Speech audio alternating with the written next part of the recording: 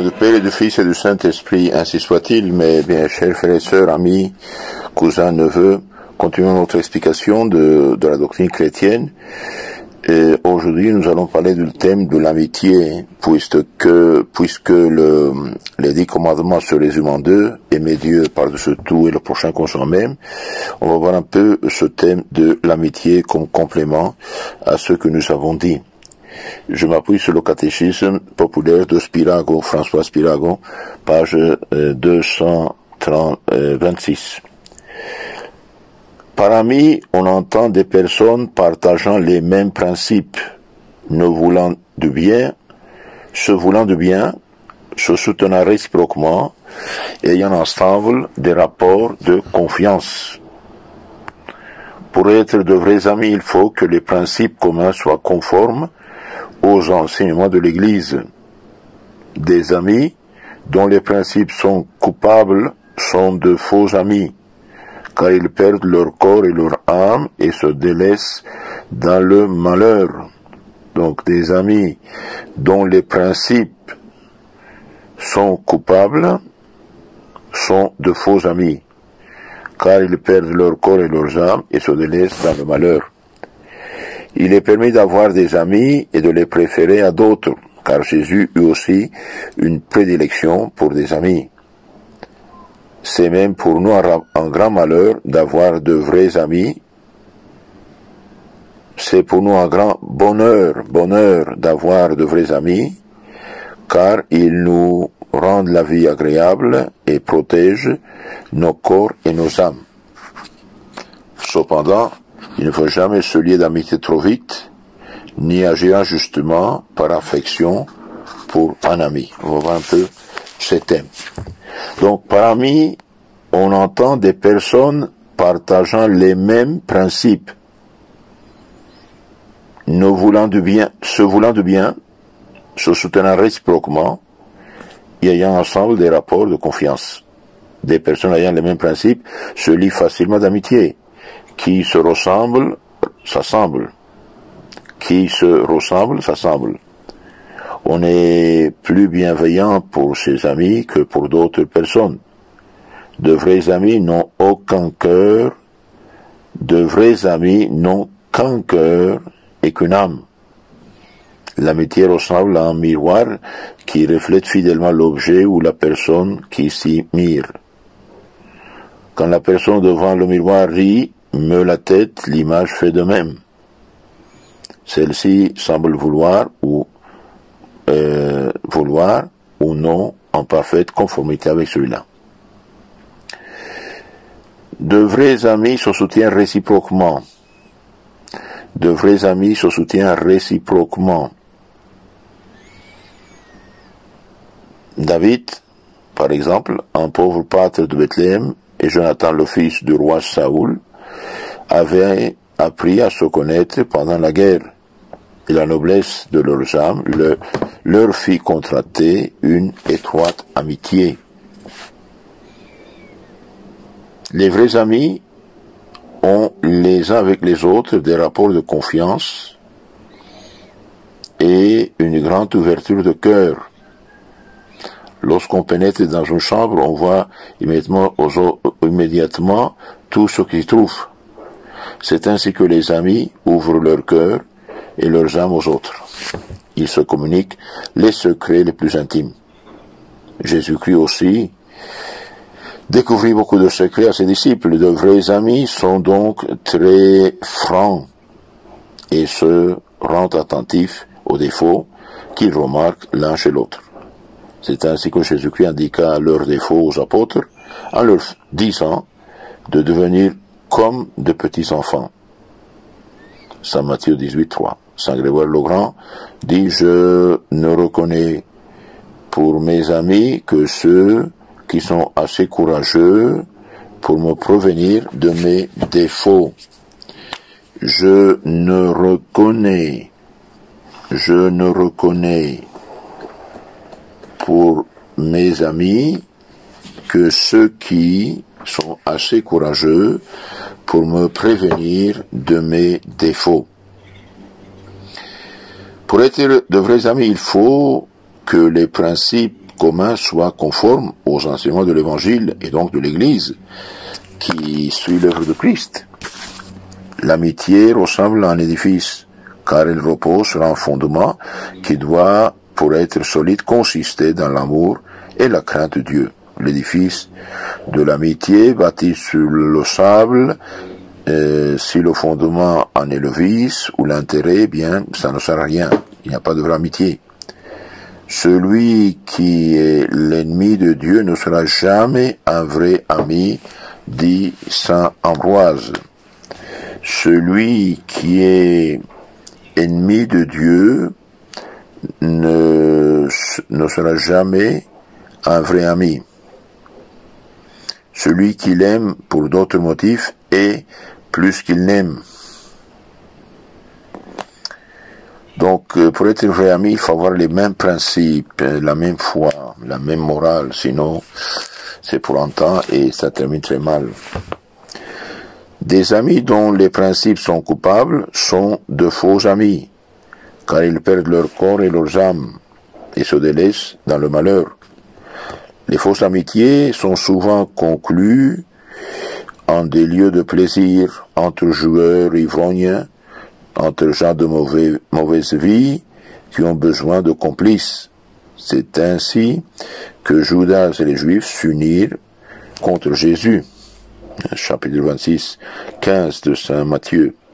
Hérode et Pilate aussi devenaient amis lorsqu'il s'agit de condamner Jésus.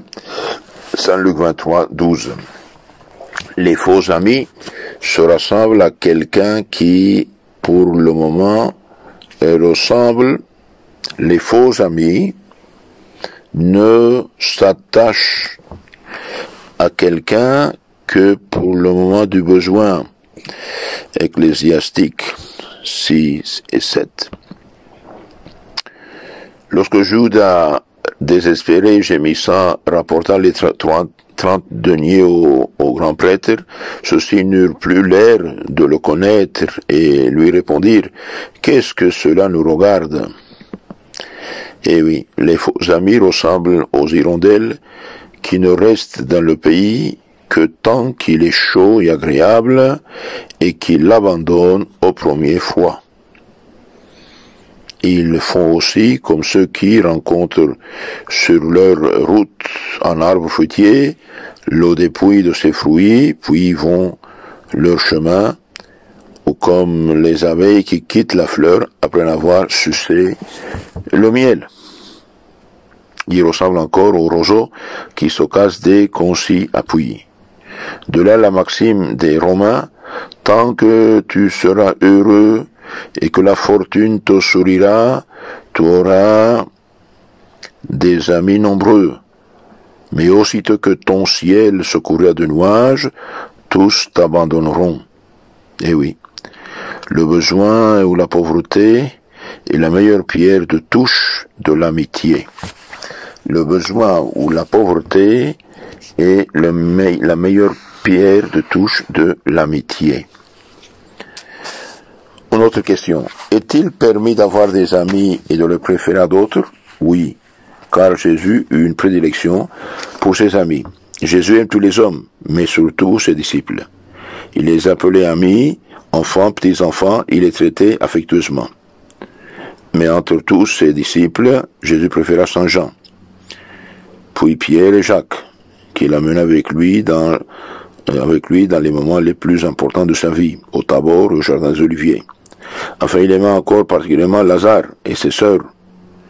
Saint Jean 11, 5. Nous savons aussi que Dieu préfère ceux qui ressemblent et il aime davantage ceux qui les favorisent de plus de grâce et d'amour. Par conséquent, il nous est permis aussi d'avoir une plus grande confiance et une plus grande affection pour ceux qui partagent mieux nos goûts et qui nous veulent plus de bien. Le sentiment de l'amitié a été gravé profondément dans le cœur par le Créateur. Donc Dieu a mis profondément gravé dans notre cœur le sentiment de l'amitié. C'est même pour nous un grand bonheur d'avoir de vrais amis, car ils nous rendent la vie agréable et protègent nos corps et nos âmes.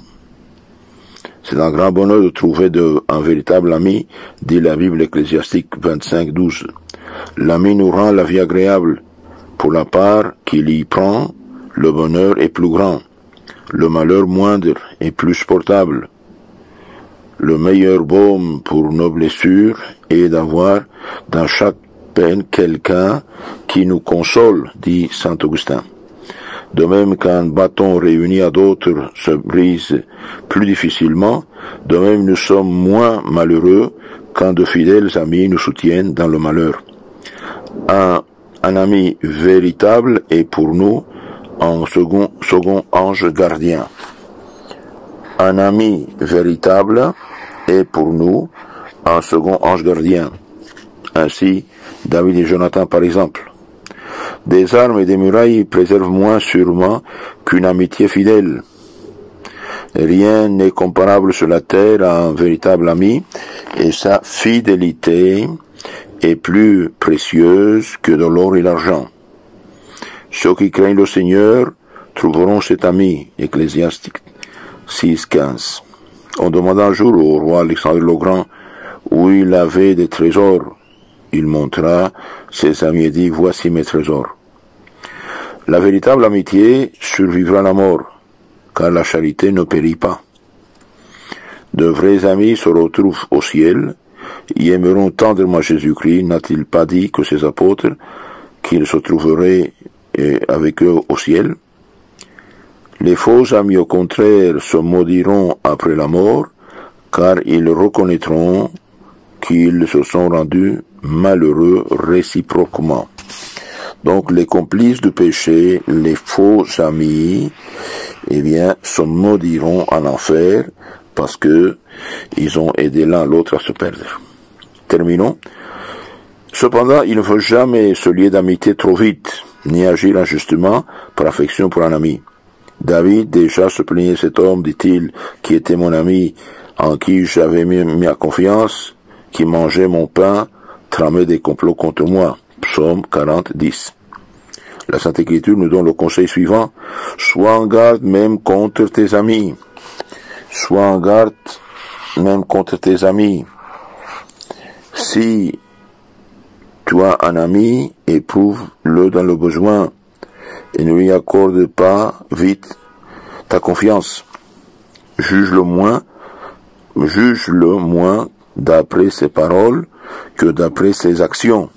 Donc il faut juger les amis, non d'après les paroles, sinon d'après les actions. Si l'on te demandait par affection pour ton ami de faire du mal, fais comme ce jeune grec auquel on demandait un faux serment dans l'intérêt d'un ami. Je ne suis, répondit-il, ton ami qu'autant que je conserve l'amitié de Dieu. Je ne suis ton ami autant que je conserve l'amitié de Dieu. L'amitié de Dieu est évidemment plus précieuse que toutes les amitiés humaines. Donc l'amitié, on a dit, est un don de Dieu, mais attention. Par ami, on entend des personnes partageant les mêmes principes, se voulant du bien, soutenant réciproquement et un ensemble des rapports de confiance. Je ne reconnais pour mes amis que ceux qui sont assez courageux pour me prévenir de mes défauts, dit saint Grégoire le Grand. Je ne reconnais pour mes amis que ceux qui sont assez courageux pour me prévenir de mes défauts. Pour être de vrais amis, il faut que les principes communs soient conformes à l'Évangile et aux enseignements de l'Église. Des amis dont les principes sont coupables sont de faux amis, car ils perdent leur corps et leurs âmes et se délaissent dans le malheur. Il est permis d'avoir des amis et de préférer à d'autres, comme Jésus l'a eu. C'est même pour nous un grand bonheur d'avoir de vrais amis. Cependant, il ne faut pas se lier trop vite, ni agir injustement par affection pour un ami. Demandons au bon Dieu la vraie amitié, et disons toujours la vérité à nos amis, même s'ils nous méprisent. Que Dieu vous bénisse, la Sainte Vierge vous garde, et ayez la charité d'envoyer ces causeries à vos contacts. Merci beaucoup.